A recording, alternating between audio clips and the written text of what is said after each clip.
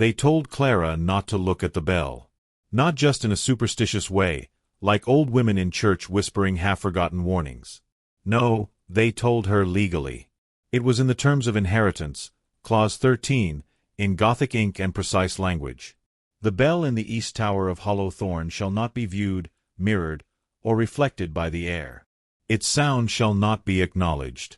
Its presence shall not be described. That was the moment Clara knew she would stare at it. The house rose like a corpse from wet earth. All towers and ivy-choked windows, narrow staircases that ended in blank walls, doors that creaked not from age but from memory. She hadn't seen it since she was 5. Back then, it had seemed like a castle. Now, it looked like something pretending to be one. The bell tower stood farthest from the main house, across a brittle wooden bridge over a gully called the Hollow. No one had crossed it in decades. Or so they said. But that first night, when the fog rolled in thick and the air went still as sleep, she heard it. Bong. One note. Long. Low. Clear as blood on porcelain. Clara sat up in bed. Mrs. Whipley, the housekeeper, was already at her door. "You didn't hear that," the woman said, breathless. "The bell." Clara replied, "There is no bell." Then she shut the door and locked it from the outside. By morning, the bridge had changed. She couldn't explain how. It looked the same, frayed, old, stretched over the hollow's drop. But it seemed expectant, like it had waited all night to be used again. She crossed it, compelled by something that didn't live in thought but in pattern, like falling into a rhythm she didn't know she remembered.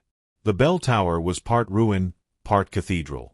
Dead vines coiled around its broken glass, but inside the air was warm. And the bell was suspended by nothing. It didn't hang from the beam. It floated, rotating slowly. A massive bronze sphere etched with names, hundreds, maybe thousands, all scratched into the metal with something not sharp. Some names were recent. One was hers. She stepped beneath it. Its shadow fell over her like a curtain. And something inside her, a part she didn't know had a voice, whispered, "I've been waiting for you to hear it properly." The bell turned. There was no wind. Yet it moved. And as it turned, she saw that the inside of the bell was not hollow. It held something. Not an object. A shape. A face. Mouth open, as if eternally screaming, but without sound. Until the bell began to toll again. Bong. Clara dropped to her knees. The sound didn't hit her ears. It hit her ribs. Her bones thrummed like tuning forks. And inside her mind, 1,000 voices rose at once, screaming in a language she almost understood. She pressed her hands to her ears. They bled. Then silence. And the voice returned. Not from the bell, but from behind her. "You looked." She turned. A man stood in the corner of the tower. No, not stood, hovered. His feet didn't quite touch the floor. His coat was wet though the air was dry. His face was wrong, familiar, but only in the way nightmares sometimes mimic the dead. "Who are you?" she whispered. "I was the first. I rang the bell without a name."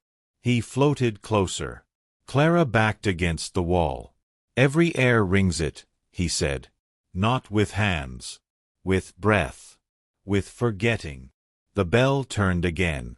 Inside, the screaming face had changed. It was now hers. Mouth open. Eyes wide. Frozen in a moment she hadn't lived yet. She fled. Back across the bridge. Back to the house. Back to the room with no locks on the inside. Mrs. Whipley met her at the threshold, shaking her head, as if grieving something already lost. "You saw it," she said. Clara nodded. "Then it saw you back." That night, the bell tolled again. But only once. And this time, the sound came from inside the house. Somewhere deeper. Somewhere older. Somewhere waiting. Clara didn't sleep. Not because she was afraid, that would have been natural, almost comforting. No, she didn't sleep because the silence in the house had changed. It wasn't empty anymore. It was listening. Every breath she took felt recorded, as though the walls were holding their own breath to hear better. And when she blinked, the outline of the bell remained behind her eyes, etched like a curse into her optic nerve. In the morning, Mrs. Whipley had laid out tea. Jasmine and lemon, Clara's childhood favorite. "You remembered," Clara murmured. The housekeeper didn't smile. "It's the house that remembers. Not me." "What does the bell do? What is it?" Mrs. Whipley's lips tightened like thread. "You've seen the face inside it now, haven't you?" Clara nodded. "That means it's chosen you." She tried to leave that afternoon. The road was open, the path clear. But by the time she reached the end of the gate lane, the fog had thickened. Not around her, behind her, between her and the house. She stood at the edge of it. Just a few steps more and she'd be free. And yet, there was a sound. Faint, soft, like a breath being drawn in too slowly. The bell was inhaling. And Clara turned back. That night, she found a photograph. Slipped beneath her pillow. Black and white. Edges curled. Damp to the touch. It showed a girl in a dress not unlike Clara's childhood one.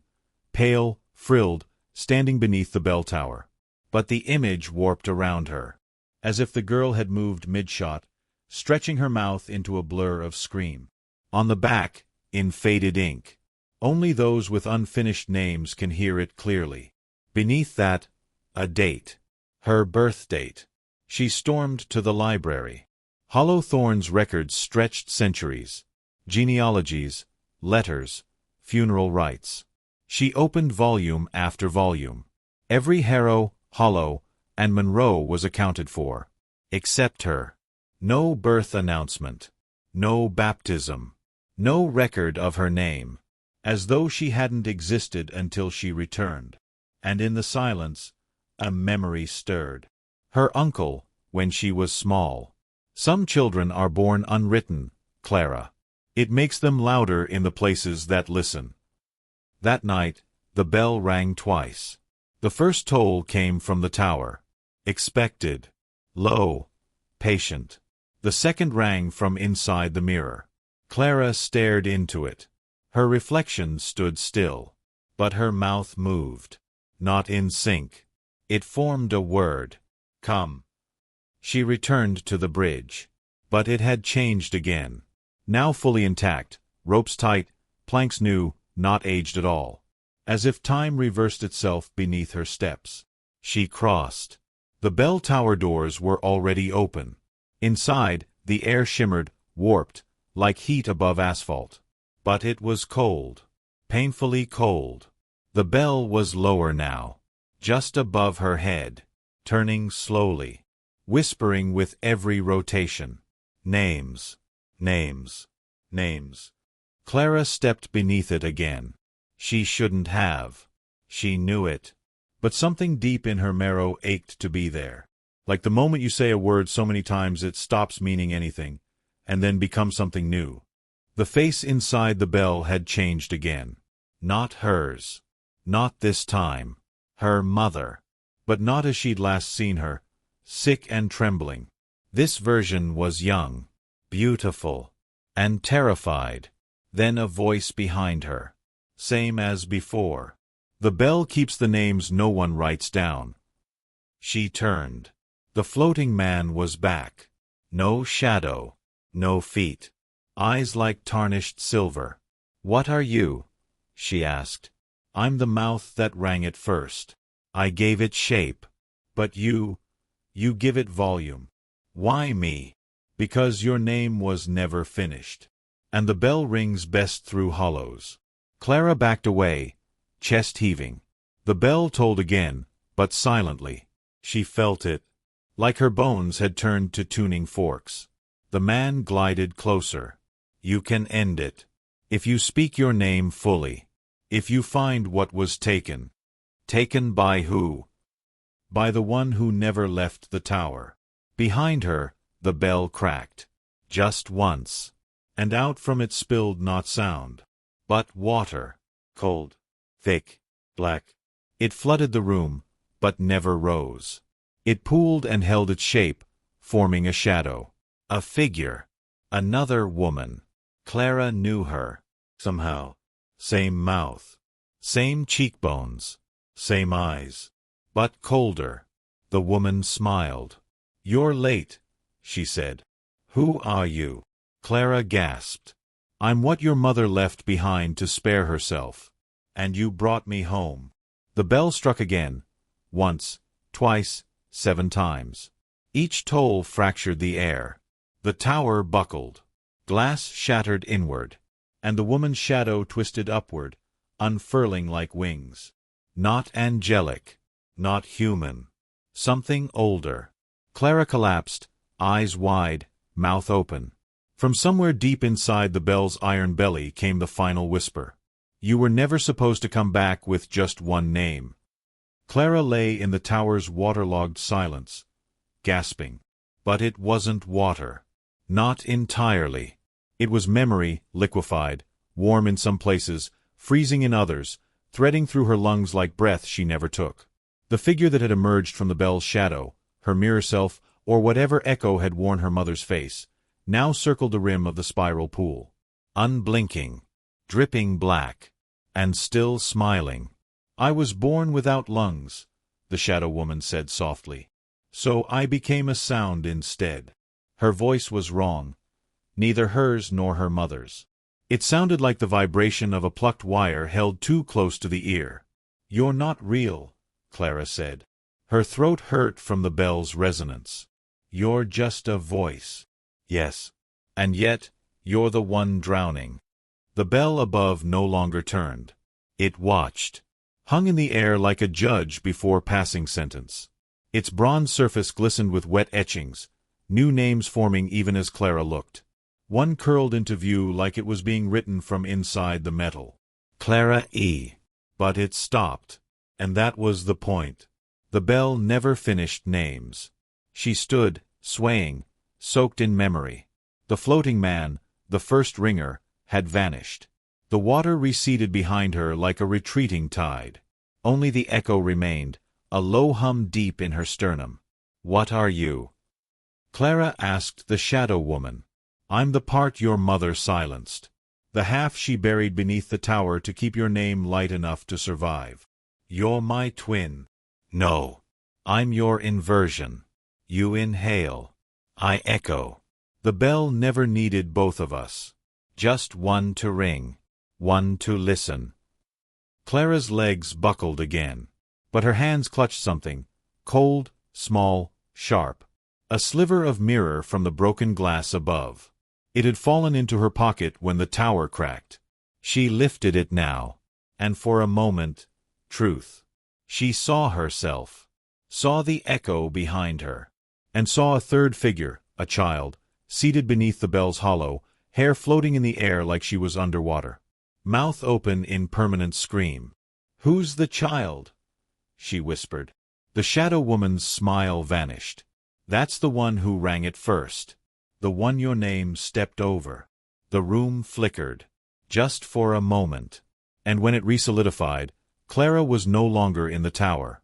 She stood at the edge of a nursery. Not hers. Not recent. Dust drifted like snowfall. A bassinet sat in the middle, half-rotted. The wallpaper peeled in long, curling strips. There were footprints in the dust. But only one set. And as she stepped forward, the mirror shard in her hand grew heavier. She touched the bassinet. It was empty. But something moved beneath the fabric. A lump. No, not a lump. A folded shadow. The moment she lifted the cloth, the bell tolled again, from inside her head. And she was back in the tower. The shadow woman knelt beside her. "You're not supposed to remember the ones that don't get names. They live in the bell. That's how it works." Clara stared at her. "You're not me." "No," the echo said. "I'm better. I never bled. I never begged. I never grew wrong." "Then what do you want?" "I want my turn." She stepped forward, held out her hand. The bell cracked, visibly now, a jagged split down one side. Through it, a thick cord of hair fell, long and black. It hit the ground with a wet sound. Clara raised the mirror shard, held it toward the crack. Inside, dozens of faces stared back.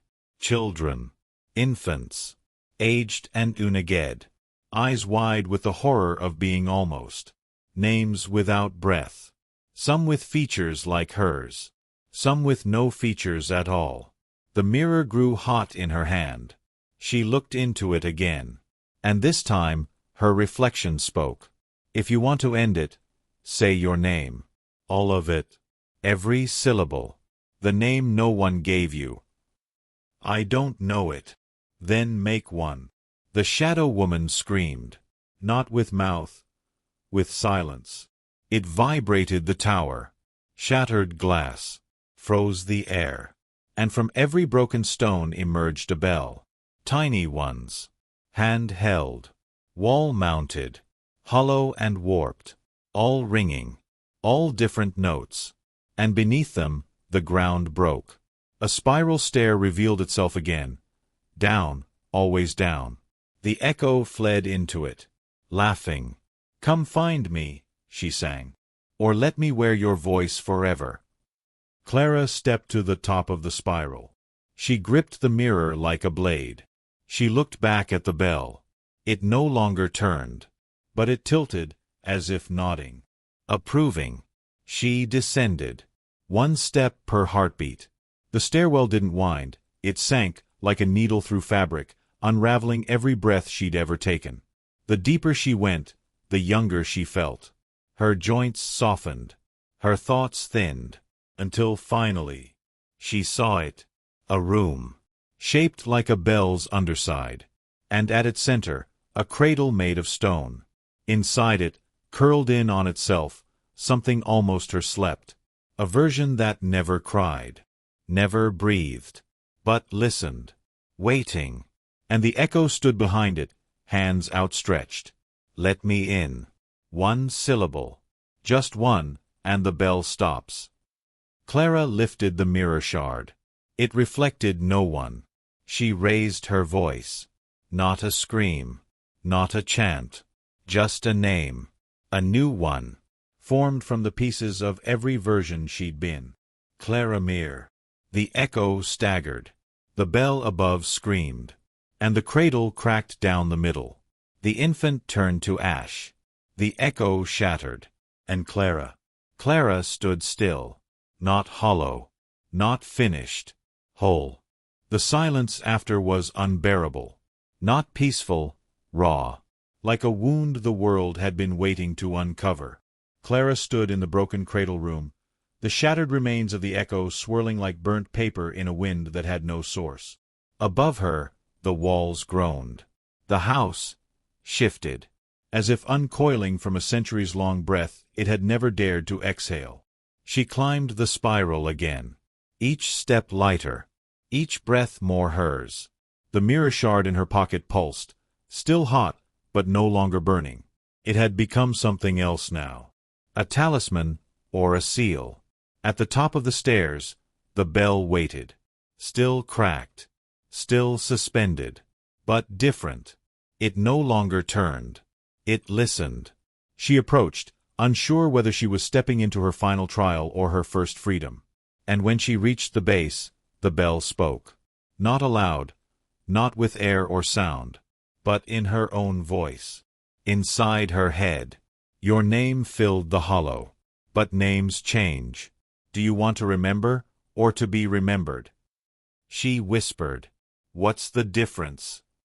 One is echo. The other is bell. It began to lower.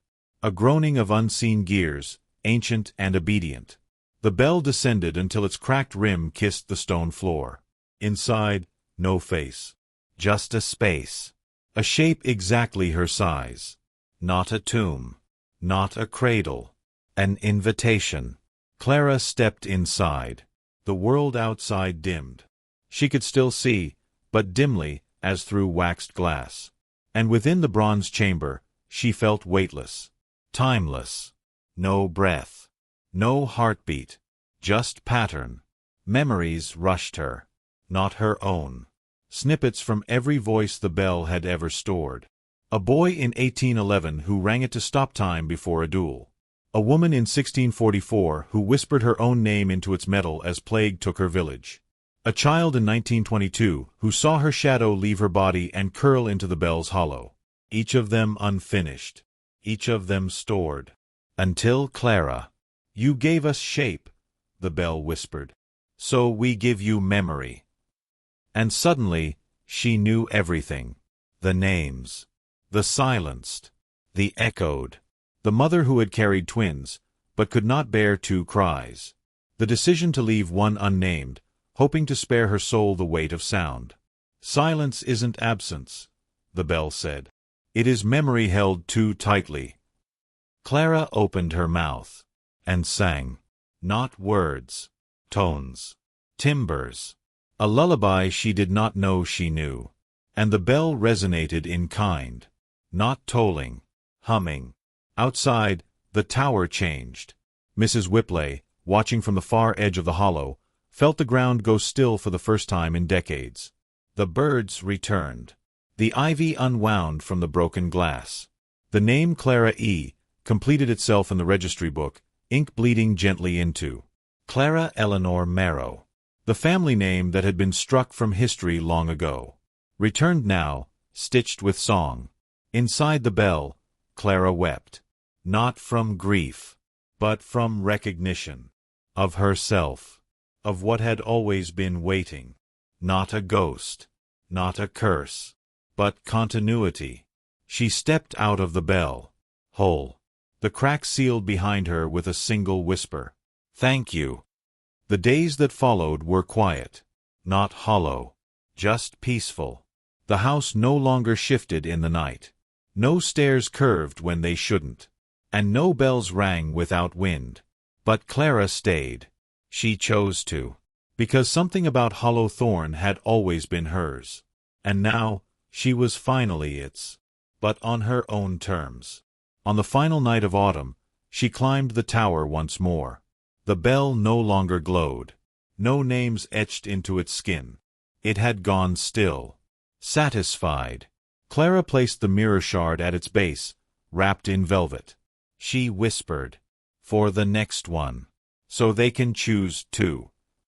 And then she turned, walked away, without echo, only presence, only corners where there once were none.